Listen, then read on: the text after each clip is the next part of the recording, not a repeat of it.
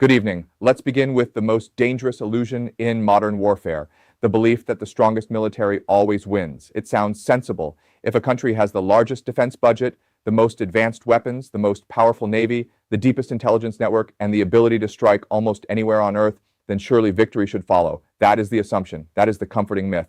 And in the case of the United States, it is easy to see why so many people believe it. America possesses the most formidable conventional military machine in modern history.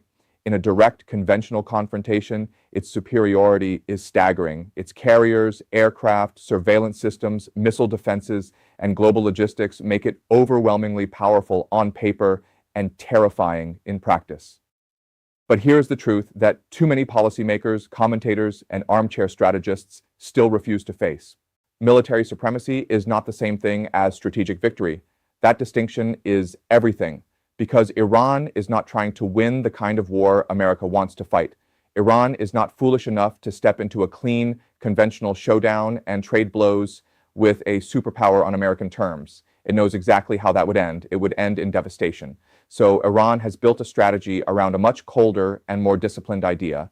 If you cannot overpower the superpower, then you exhaust it. You stretch the conflict, you raise the cost, you multiply the risks, you turn time into a weapon, you make the stronger side spend more than it wants, stay longer than it can justify, and absorb more strain than its political system is built to tolerate. That is the first point. This is not simply a clash between two militaries. It is a clash between the two definitions of winning.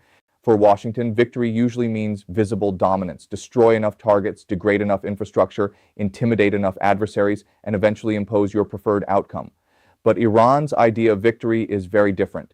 Iran does not need a parade. It does not need a decisive battlefield triumph. It does not need to humiliate the United States in some cinematic moment of defeat. It only needs to survive. It only needs to remain standing, remain functional, remain influential, and remain too costly to break. In that framework, survival is not a consolation prize. Survival is the strategy. Survival is the win. And once you understand that, the rest of the puzzle starts to fall into place. Think about the analogy at the heart of the source material. Imagine a professional heavyweight boxer facing a smaller, weaker opponent. In a boxing ring, under boxing rules, the outcome is obvious. The stronger fighter dominates. But move that fight out of the ring and into a dark alley, a crowded market, or a building the smaller fighter knows intimately, and suddenly the rules change. The heavyweight is still stronger, yes, but strength becomes harder to use cleanly. The environment starts working against him. Familiarity, unpredictability, and asymmetry begin to matter more than brute force. That is the logic of asymmetrical warfare. You do not fight the stronger power where it is strongest. You reshape the battlefield until its strengths become burdens, and this is not abstract theory. The file points to Umbrau, Millennium Challenge 2002, a massive U.S. military simulation designed around a Middle Eastern adversary operating a lot like Iran. What happened in that war game should have been a flashing red warning light to Washington. The opposing force used swarm tactics, fast boats, unconventional missile attacks, irregular communications, and surprise. In the early phase of the simulation, that approach inflicted severe simulated damage on American forces. Then the exercise was reset, the unconventional tactics were restricted, and once the fight was pushed back onto more predictable terms, the U.S. side won easily. The message could not be clearer. American dominance is overwhelming when the war follows American rules. But the moment the adversary refuses those rules, the whole equation changes. That is the second point. Iran does not need to be stronger than America. It only needs to be more difficult to finish than Washington is prepared to admit. And that is where American thinking repeatedly collapses into arrogance. Again and again, U.S. elites confuse destruction with control. They confuse capabilities with outcomes. They see overwhelming firepower and assume that political success must eventually follow. But history has shredded that fantasy more than once. Vietnam exposed it, Afghanistan exposed it, Iraq exposed it, and still the lesson is resisted because raw power is seductive. It flatters the people who possess it. It creates the illusion that every strategic problem can be solved by applying enough force, enough money, enough hardware. But some conflicts are designed precisely to punish that kind of thinking. Iran, as the file argues, has studied those lessons carefully. Out of that study comes what the text calls a strategic matrix. This is not one tactic. It is not one weapon. It is not one regional alliance or one military doctrine. It is a layered system in which every move is supposed to serve multiple purposes at once because a weaker power cannot afford waste. Every alliance must complicate the battlefield. Every missile must do more than threaten a target. It must also shape deterrence. Every narrative must do more than persuade domestic audiences. It must also affect foreign opinion. Every move has to work 2 or 3 levels deep. Start with internal cohesion. One of the oldest fantasies of outside powers is the belief that pressure from abroad will cause an enemy society to fracture from within. Sometimes it does, but often it does the opposite.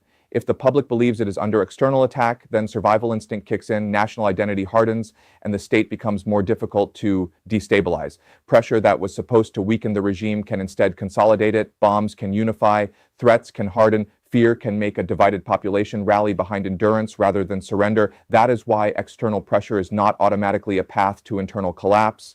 Sometimes it is the fuel that keeps the system alive. Then there is alliance building and regional entanglement. Iran cannot match American global power directly, so it expands the cost of confrontation indirectly. It develops networks, partners, relationships, and proxy leverage designed to make any strike on Iran more than just a strike on Iran. The point is not subtle. The point is to complicate American calculations until Washington is no longer asking, can we hit this target? But what else ignites if we do? Once one confrontation threatens to become several, once one operation risks turning the region into a chain reaction, the cost of action rises sharply. Complexity becomes deterrence. Uncertainty becomes protection. Then comes global opinion, which arrogant powers routinely underestimate until they start paying for that mistake. Wars are not decided only by ships, aircraft, and missile strikes. They are also fought in headlines, diplomatic chambers, allied capitals, financial systems, international institutions, and the moral narratives that justify force. If Iran can cast itself as the smaller state resisting outside domination, then Washington pays a political price. Support gets harder to maintain. Allies become more hesitant. The diplomatic coalition weakens. Public opposition grows louder. Military action starts accumulating moral and political debt. And once legitimacy begins to erode, even tactical success becomes strategically expensive. But the sharpest part of the argument is strategic attrition. Iran does not need one glorious victory. It does not need to sink every ship or strike every base. It only needs to keep making the conflict more expensive, more draining, more politically corrosive, and more difficult to justify. It needs to keep shifting the conversation in Washington from we can win this to how long do we want to keep paying for this? That is how stronger powers get bled. Not in one dramatic collapse, but through a grinding accumulation of costs. Disrupted shipping, threatened bases, regional instability, permanent vigilance, rising budgets, and the constant pressure of a conflict that never resolves cleanly. And this leads to the most important weapon in the entire framework. America's political system is impatient by design.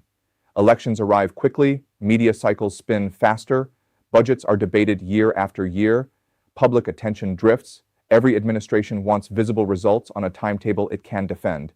Iran's strategic culture, by contrast, is described in the source as thinking in decades. Decades, not quarters, not election cycles, not news cycles, decades. The strategy does not begin when the shooting starts. It begins years earlier, with every alliance built, every missile developed, every narrative prepared, every regional relationship cultivated. By the time a war becomes visible, the real shaping has already been underway for years. That means the conventional balance of forces, while real, is not the whole story. Raw power does matter. It matters enormously, but it does not operate in empty space. It operates inside a strategic environment that has already been constructed piece by piece over time, and if that environment is designed to stretch, exhaust, and politically poison the stronger side, then superior hardware may win battles without resolving the actual conflict. Then there is the economic logic, and it is brutal. American platforms are astonishingly capable, but they are also astonishingly expensive. Aircraft carriers cost billions. The aircraft they launch cost hundreds of millions more. The systems that defend them are enormously costly. Iran, meanwhile, has invested in far cheaper drones, missiles, and fast attack swarms that do not need perfect success. They only need to be dangerous enough to force the United States into a constant, high-cost defensive posture. And once the cost of defending something becomes far higher than the cost of threatening it, the mathematics of war start to shift. The stronger power begins bleeding money in a way that may be militarily manageable. in the short term, but politically corrosive over time. So what is the real conclusion? Not that America is weak, that would be nonsense. Not that Iran is unbeatable, that would also be nonsense. The real conclusion is far more serious. A superpower can dominate the battlefield and still fail strategically if it misunderstands the kind of war it is in. That is the heart of the argument. The danger is not that Washington lacks weapons. The danger is that Washington may still be measuring success in the wrong currency if America counts bombs dropped, targets destroyed, and fleets deployed, while Iran counts time gained, costs imposed, alliances sustained, and political will eroded. Then the stronger side may keep winning the visible fight while losing the deeper one underneath it. And that brings us to the final point. The question was never whether Iran could defeat America in a clean conventional war. Of course it cannot. That was never the real question. The real question is whether Iran can survive America long enough to make America conclude that perpetual confrontation is too expensive, too destabilizing, too distracting, and too politically unsustainable. According to the logic of this file, that is exactly the contest Iran has been preparing for all along. And that is why this argument matters. Because in this kind of war, survival is not weakness. Endurance is not passivity. Patience is not hesitation. They are strategy. They are power. And they may be the reason the most powerful military on earth can still find itself trapped in a conflict. It knows how to escalate, knows how to dominate, but does not know how to truly end.